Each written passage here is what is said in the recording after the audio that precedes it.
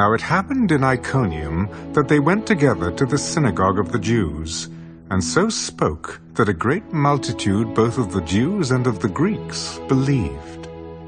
But the unbelieving Jews stirred up the Gentiles and poisoned their minds against the brethren. Therefore they stayed there a long time, speaking boldly in the Lord, who was bearing witness to the word of his grace, granting signs and wonders to be done by their hands. But the multitude of the city was divided. Part sided with the Jews, and part with the apostles.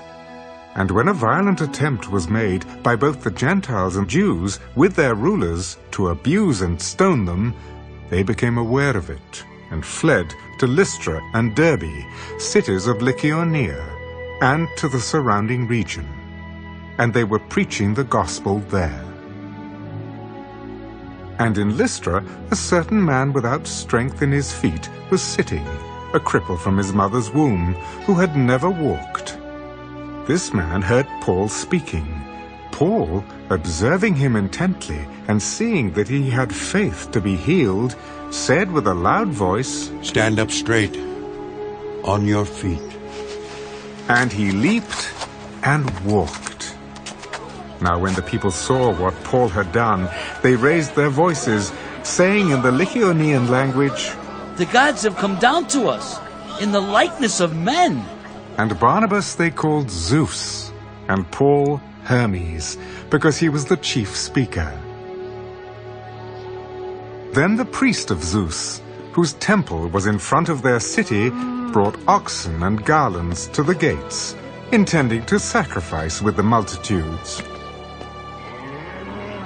But when the apostles Barnabas and Paul heard this, they tore their clothes and ran in among the multitude, crying out, "Men, why are you doing these things?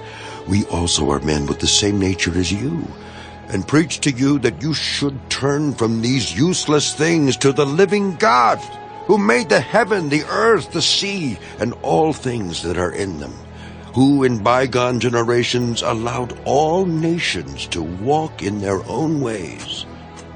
Nevertheless, he did not leave himself without witness. In that he did good, gave us rain from heaven and fruitful seasons, filling our hearts with food and gladness."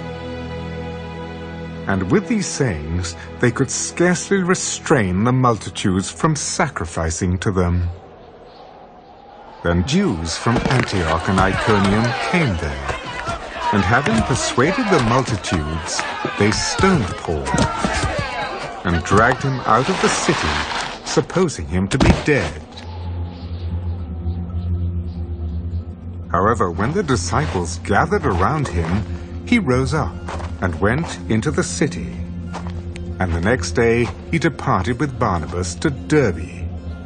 And when they had preached the gospel to that city, and made many disciples, they returned to Lystra, Iconium, and Antioch, strengthening the souls of the disciples, exhorting them to continue in the faith. We must through many tribulations enter the kingdom of God.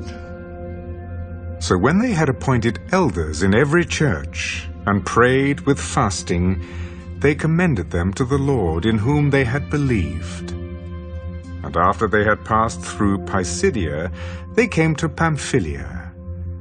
Now when they had preached the word in Perga, they went down to Attalia.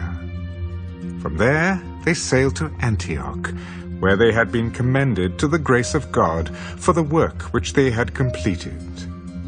Now when they had come and gathered the church together, they reported all that God had done with them, and that he had opened the door of faith to the Gentiles. So they stayed there a long time with the disciples.